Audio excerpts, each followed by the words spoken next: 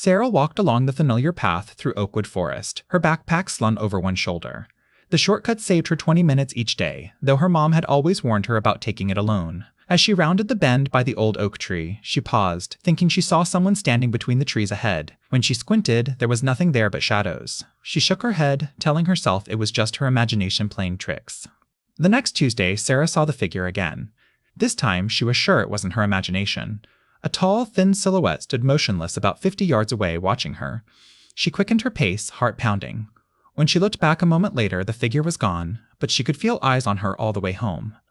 By the end of the week, Sarah was seeing the figure almost every day.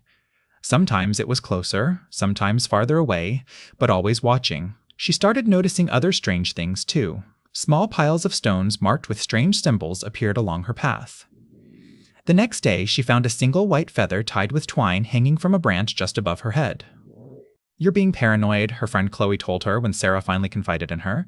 "It's probably just some hikers or deer hunters." But Sarah knew better. The figure never moved like a hiker, never made a sound like an animal. It just stood and watched. And now the watching felt different, more deliberate, more intense.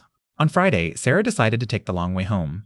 She walked around the edge of the forest instead of through it. As she approached her street, she glanced back and saw the figure standing at the forest's edge, watching her.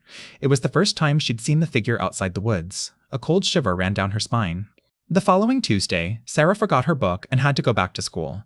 As she walked back through the woods, the figure stepped onto the path directly in front of her. This time, it didn't disappear. "I've been waiting for you," a deep, raspy voice said. Sarah's blood ran cold as she recognized the voice from her nightmares. Before Sarah could scream or run, the figure lunged. She turned and fled, her heart pounding in her chest. Branches whipped at her face as she crashed through the undergrowth. Behind her, she could hear footsteps getting closer, closer, closer. She stumbled, falling hard, but scrambled up and kept running, not daring to look back. Sarah burst out of the woods near her house, sprinting the last 100 yards to her front door. She fumbled with her keys, dropping them, finally getting the door open and slamming it shut just as the figure reached her yard. Through the window, she saw the figure stop at the edge of her property, watching her house before disappearing back into the woods. "You have to call the police," her mom said when Sarah finally stopped crying and told her everything. Her dad called the sheriff's office while her mom made tea. When the deputy arrived, he listened patiently but seemed skeptical. Still, he promised to patrol the area and take a report.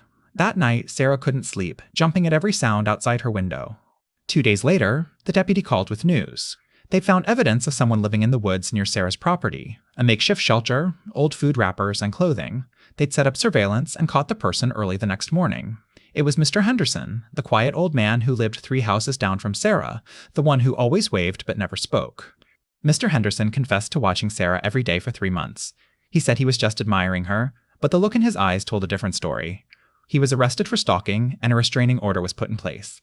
Sarah felt safer, but she still couldn't walk through the woods alone. Sometimes, even now, she looks over her shoulder, half expecting to see a shadow where there shouldn't be one.